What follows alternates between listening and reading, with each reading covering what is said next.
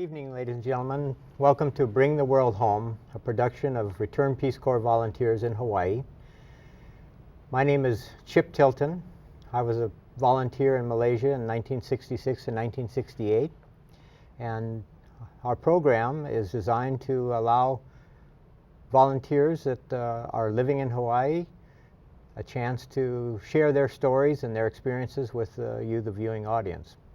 Tonight, we're going to take a trip to, of all places, Ghana in Central Africa, Central West Africa. And our guest tonight is Mary Lou Marcello, who was a volunteer in Ghana from 1999 to 2001.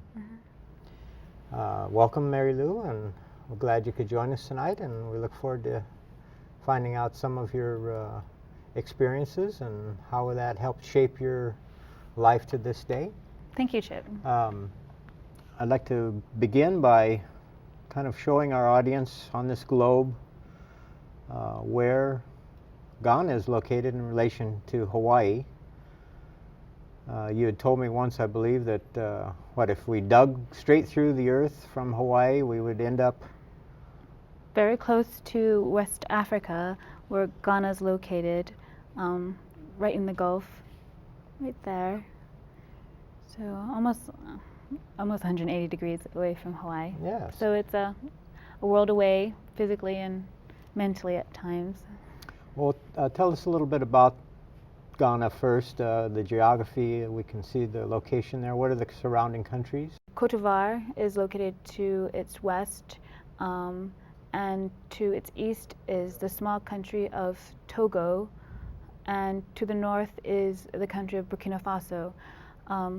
Ghana is quite special in the fact that it is bordering the ocean, so there is coastal plain area, which then becomes slowly rainforest, and then becomes a drier area, low shrubs, less trees. Then it becomes Sahel, which is sub-Saharan, very dry. So Ghana's geography varies a lot, it's a very diverse country. So. Did you say that it becomes the hell? Oh no, which is probably like Sahara hell, but I guess maybe they combined it to Sahel. So it is quite dry, and life is a bit more extreme further up north, so with water and vegetation. Sounds like it has a variety of climate and vegetation, much the same as Hawaii does. We have a coastal region, a rainforest, and on the Big Island, snow even on the Big Island. So. The semi-desert or arid regions of the different islands. You're a resident of Hawaii. You grew up here and went to school here. Is that correct? Mm-hmm. I went to school locally here at Mililani High School. I attended college in the sciences in Ohio, and then I joined Peace Corps from Ohio. I joined Peace Corps, and I've been back for over a year now, back to Hawaii to just further my career and interest. Oh, wonderful. I'm curious what brought a local girl to think about joining the Peace Corps in the first place? Travel. Hawaii is very small in the world, so I was very much interested in traveling, especially since my parents are military. So the mission of Peace Corps attracted me very much to become one of its volunteers, and they also provided an opportunity for me to explore my interest in health. So while I was in Ghana, I was a water and sanitation health educator. Okay. Let me back up just a little bit. Our viewers sometimes are interested to know the process of going from a citizen, Joe Blow citizen, Mary Blow citizen, to, in essence, a representative of the United States in a foreign country. Like a grassroots diplomat, really. Right. Yeah. And so you put in an application, or was it something premeditated on your part, or happenstance? Did you know anybody else that was in the Peace Corps? What was the moment that brought you to? It wasn't premeditated at all. I didn't think about becoming a volunteer. A recruiter came to my campus in Ohio at Oberlin College, and a couple of my friends were interested in just stopping by. So we stopped by. We heard what the recruiter said about Peace Corps and what their travels and just personal experiences. And I signed up for an interview just by chance. You know, what if I get in? I can always just not sign up, right? You can always say, no, I don't want to go after all. Exactly. So, but it was an option, and it was that whole. Were they recruiting for a certain place, or just recruiting Just for in the Peace general. Corps in general? Yeah, Peace Corps in general, and you know, they kept on pushing, like, you know, ask not what your country can do for you. You know, give back to the country, to your country, and also to the world. So. And you accepted that as a Accepted. valid premise then? Mm-hmm. I was very much attracted to the program, and it suited me, and it turned out to be a good thing. So you put in an application and you had an interview, and at some point, how did you, were you told that you were going to go to Ghana, or were you given a choice, or? They have a question, I believe, about where you would like to go. It won't be your necessary country you're going to be sent to, but if you had a preference, I think maybe they consider it. But really, I was just open-minded. I didn't really care where they sent me, as long as I could, you know, give something back, or just if they needed me, I could go. So application, interview, they send you this packet full of just all this paperwork. You go through medical, which is the hardest part, I think. Yes. You know, you wait for them to come back and tell you where you're going to go, because you're just so anxious. And then you went into a training, you were accepted for training. Yep. And our staging was in DC. So we went to DC. Wait, was it DC? No, I'm sorry, it was Philadelphia. Okay. It was in Philadelphia. So we had our shots, our last minute medical things, and we took a bus from Philadelphia to New York City and hopped on a plane that took almost a day and a half to get to Ghana, but it was worth it. It was quite a trip. So you had no formal training in the United States before you departed for Ghana? No, as we found out, staging is in country staging, and so it was about 3 months of intense technical training, culture training, language training, just everything you would possibly need to know to give you just a head start on your 2 years in service. The American government provided and sought out local teachers and technical instructors, so we would be equipped to succeed. And then I believe you have a picture here of your arrival in the country. Oh, yes. And that was, I'm sure, a nerve-wracking occasion, as it is for a lot of people, getting into the country for the first time and finding all of these different sights and smells and sounds and what was that sounds you don't even understand. What was that drive like from the airport to? It was numbing, because it's just foreign. The smell of the air, the sounds that you're hearing. It's a car horn, but it sounds different. The noises outside are different. How many other volunteers were with you? Or? Oh, 42 actually. Okay, so you're traveling on a bus and with 42 packed people until like occupancy of maybe 25. So you begin the process there after a few days, and then you're told of your specific assignment would be in. Where were you? What was the? After a few weeks, you're interviewed by. Your map here, where? Okay. I'm in Ashanti region, which is one of the 10 regions of Ghana, and it's located pretty much in central Ghana. It's mostly rainforest and a lot of mining, a lot of gold and bauxite mining's located there. From the capital of Accra, then you went by bus to your? I went by bus, local transportation. And this was by yourself, or still with? I had someone from my community came to pick me and traveled with me, since it was about an 8-hour ride to my site. So it was nice to have someone who knew the way. Other people just hop on and by the grace of God, Arrived they there. arrived there with all their meager possessions in a duffel bag. Yeah, so. I remember when I went from my staging area to my assigned city, I missed the bus. And I ended up having to take a taxi Oh no. across the country, and it was like They're probably Mr. waiting for Toad's you. Wild Ride. Oh, Again, okay. the picture you're going to show me now. So this is a picture of me greeting the chief. So. And okay, the chief of your Chief of my village. We call him Nana. So that was Nana, and I was greeting him. And you always greet with your right hand because the left hand is considered dirty and improper. So everything is done with your right hand. And this colorful outfit, the blue outfit that you're wearing, was traditional already? It's traditional. It's batik cloth. You had that. You picked that up in country, or you had that? I got that in Accra as a gift. Oh, wonderful. So that's a. And what was the chief's name? Nana.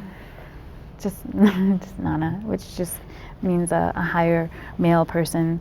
So just normally, I'm sure most volunteers will have to do the correct thing, social thing, and greet all the chiefs and the elders and the people. State your mission, why you're there, to live with them for the years you are there, and your purpose, and maybe a little bit about yourself.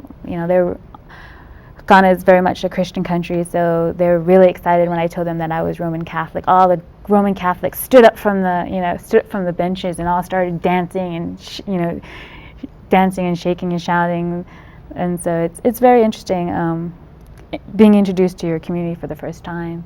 It's very special. So they could relate to your Catholicism, and they showed it in a it is anything traditional dance and chanting and. I wasn't sure what they were doing. Very charismatic movements, but I think any common factor people can relate with you, it will give them that much more comfort in becoming your friend. So I have to admit, one of my best friends turned out to be one of those Roman Catholics who saw me for my first day in my community. So it was a very special and very long first day. So I can imagine. So in your staging, you were advised and indoctrinated into the tribal customs, or cultural customs, I should say, that of how to greet people, and made aware of the hierarchy that you would encounter. That's right. Peace Corps pretty much gives you as much education as they possibly can. Technical, anything with water and sanitation, water purifying, guinea worm. Sanitation usually leads with toilets and sewage. Healthcare dealt with how to bring a topic into the schools, and we call it core. That's what you're talking about, culture core. And they taught us how to greet with our right hand, because the left hand is considered, like I said, dirty. So how to bend down and be humble when you're greeting someone who's more important than you are. Right.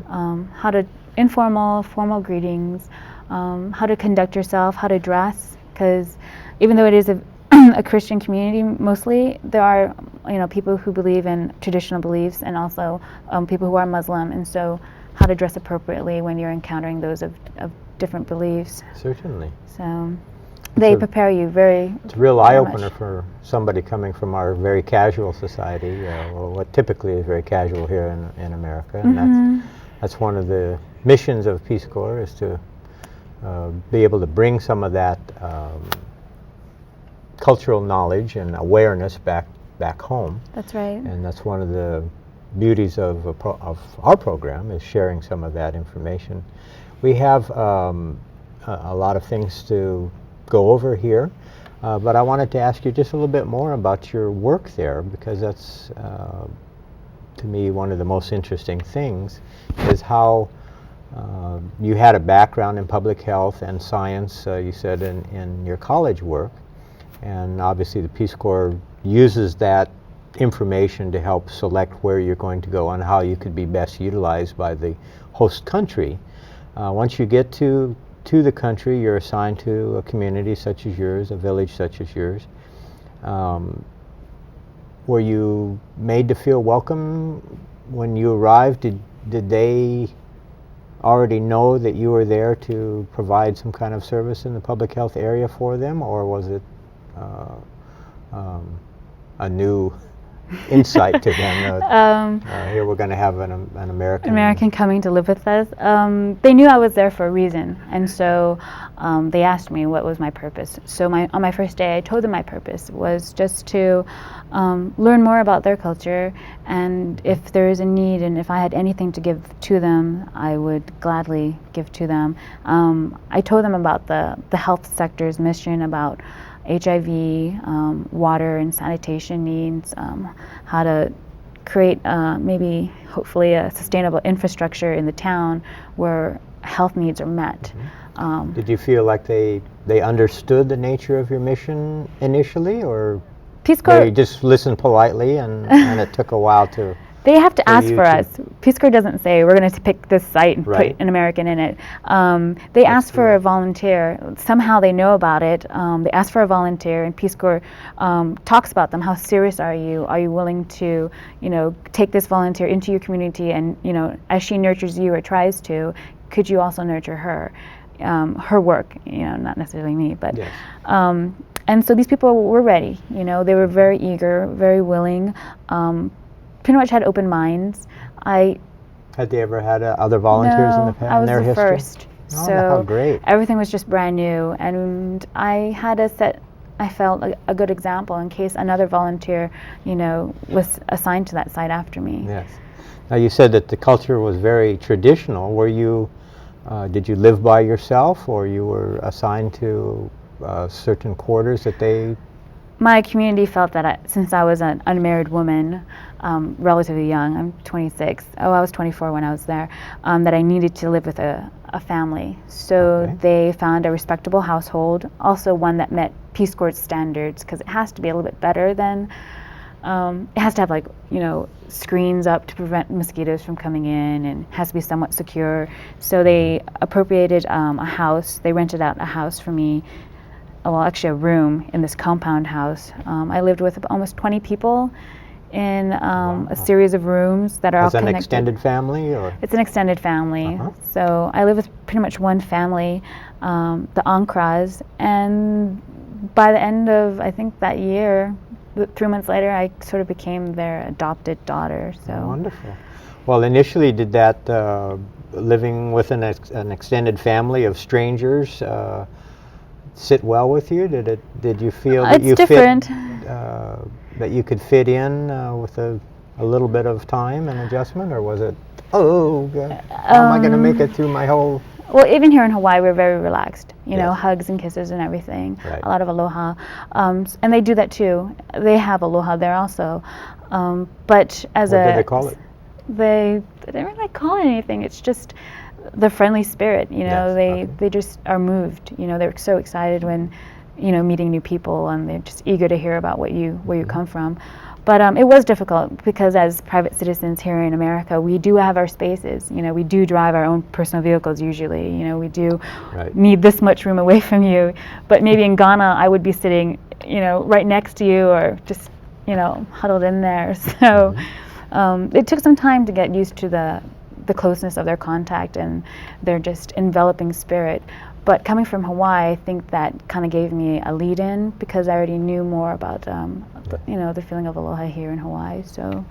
Did they have any idea where Hawaii was, where you came No, from? we had to use a map. Wonderful. So we used a map, and I explained, especially to In the their school world, kids. was everybody, all Americans from New York? Yeah, everyone's from Basically. New York or from Or LA. Los Angeles or Yeah, Hollywood. that's what they thought. So I told them about Hawaii and how it used to be a territory and the history of Hawaii, and they were pretty amazed how Americans can be so diverse. Because I don't look like anything that they've seen on on their television. Yes. So it It's was a sad interesting for them. comment on our mass media. Yeah. Well, what was one of the most striking things that that they were curious about? Well, because of mass media, and Bill Clinton did visit in the late 1990s, when they became comfortable with me, they're like, they called me Sister Mary. So they're like, Sister Mary, could you please show us $1? And so I really had $1? a dollar, a You U.S. meant like dollar. a dollar bill. Just a dollar bill. They just wanted to see it because they've never The seen almighty dollar it. bill. Almighty dollar, yes. So I had to find $1, because no one carries American money really around. So I found $1 and I showed it to them, and I showed it to them, and they were just astounded because for us it's just $1, you know, but for Yes. them it represented so much money, and it was like a dream, really, you know, because they've never touched one. They've heard so much about it. You know, they know that it's the currency that pretty much moves the world, and so That's very interesting. they didn't believe me. Pretty much I was an American until I could show them the dollar. Uh-huh. So I brought up the dollar, and we talked about it. First president of the United States is on it. It's green. Our motto is on it with the bald eagle, and also they were astounded in that we had the words "In God We Trust" on the dollar bill, because you know, with the whole scandal and everything they hear about America, and just its values and everything, sometimes they think that Americans aren't Christian Are at godless, all. Exactly. essentially. That they're just very, you know, we're Americans, we're always right, and that we don't follow anyone. But they have a fist in the air that says Jinami, and that's omnipotent God. And they are very much. It's the one here in the corner. It's the one here in the corner with the Okay. star on it. And their currency is a CD. CDs. And what does that It's, signify? CDs mean, means it's shell. Essentially like a dollar or a unit of money, but Their unit of money, the word CD originates from the word shell, and that used to be the original currency Oh. in Ghana. Because I guess it was hard to find because they're only found in coastal areas, so they trade with shells. So when they came up with currency, I think they just took currency history and just called it the CD.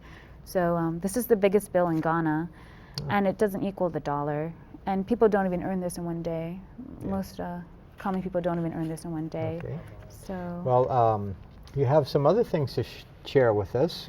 What can you tell us about what else you have here? Let me take this out of the way. Okay. Traditional garb usually consists of beads. So I brought some sample of beads. They're just very heavy, clay-like, on a string. Mm-hmm. So this goes around the arm, and then you have this huge necklace, which they were also. And of course, the more, just like here in America, I think the more jewelry you wear, the more attention, the more you're supposed to have. Ceremonial shoes, which are quite heavy, made of black rubber.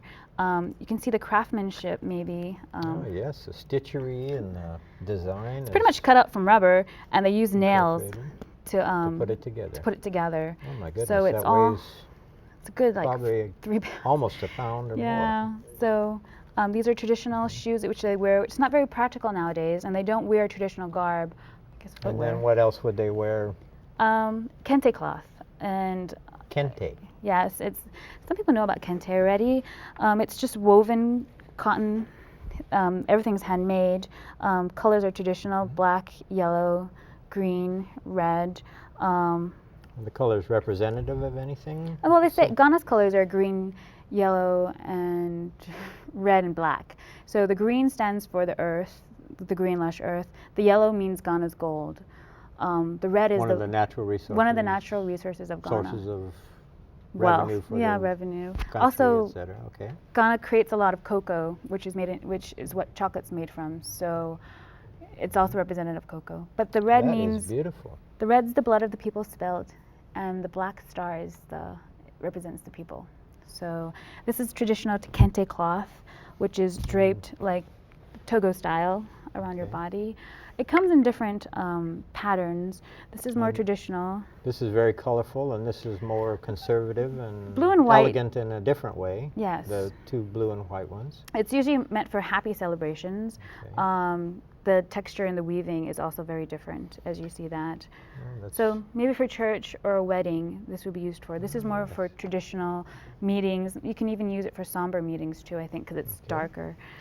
And then what could you tell us about this? Okay, that's a fertility doll.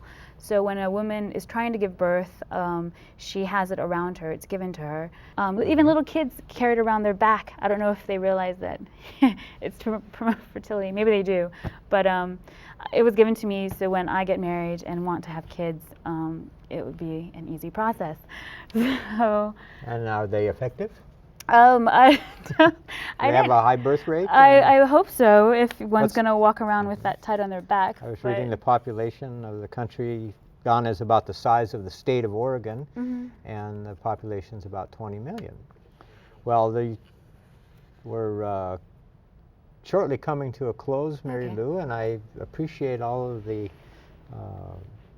insight that you've given us and our viewers, and your ability to share some of the remembrances that you brought back with you from Ghana, as well as the items that undoubtedly help you to remember and recall your time there. Was it a good time for you? Was it pleasant? It was. Would you like to go back? I would. It's a mixture of experiences, and overall, it was very good. Well, thank you very much. We appreciate your visit and aloha. That concludes this episode of Bring the World Home. We want to thank you for tuning in and hope that you'll come and visit us again for our next show. Good night and aloha.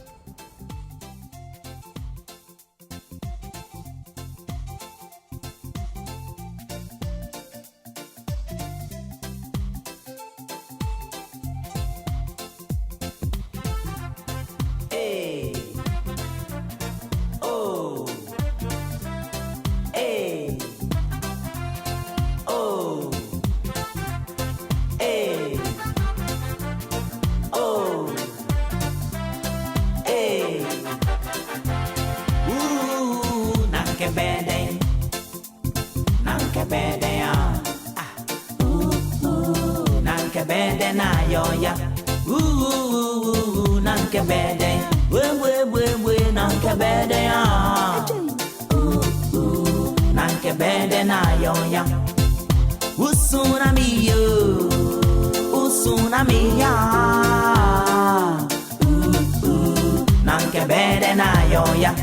When you bring one crown on me, don't know more. Oh, kind of crown on